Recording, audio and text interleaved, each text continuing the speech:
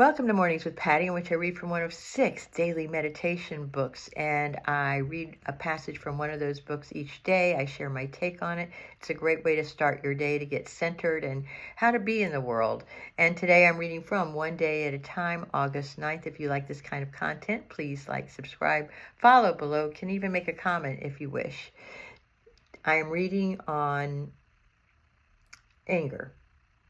I know how easy it is to let anger well up inside of me at the thought of someone who has injured me.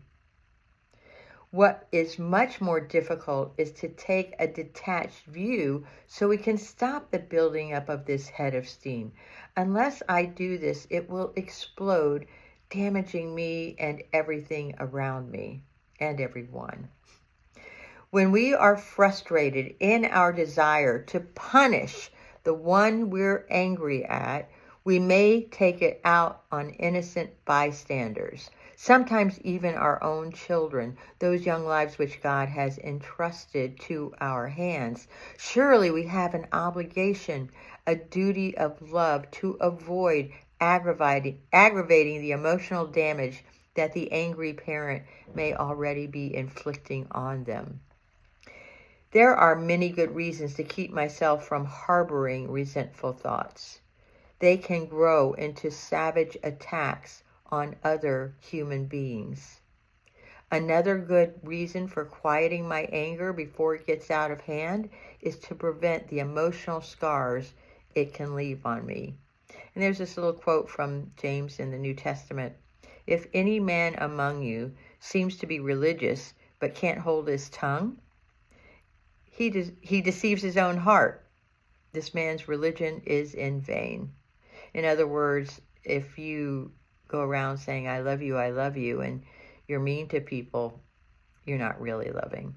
And that's kind of my deal. That is my deal in this channel that I've set up. It's about how do we look at those parts of us inside and transmute them, those thoughts that we harbor, resentments and anger and disappointment, and how do we transmute them and make them more loving so that the world can be a more loving place. And I remember years ago when I was going through a particularly difficult time, like a really hard time in my life, and I had a dog named Samantha, and she was just such a little sweetie pie, and she just loved me. And I was going through this divorce, and I was brittle and angry and broken, and she came over to love me, and I just literally barked at her. I yelled at her, ah! And then I saw the terror of her face and how she backed off from me. And it was so sad that I could do that to another being, not just a human being, but if I did that to a dog, how am I reacting to people around me? And I don't want to be that person. I don't want you to be that person. So what this reading is asking us to do is take a look at when we're angry and stop harboring those resentments against another human being who may have injured us, and have a detached view. You know, I've been talking about letting go and letting God and how to detach and how to let go. And I'm going to put all those links for you in my bio below, and so that you can look at those videos on practicing how to detach yourself from anger, how to detach yourself from resentment. And the easiest thing to do for me is just to be in the present moment. So remember that your presence in the world is needed for love. Your presence in the world is needed for harmony.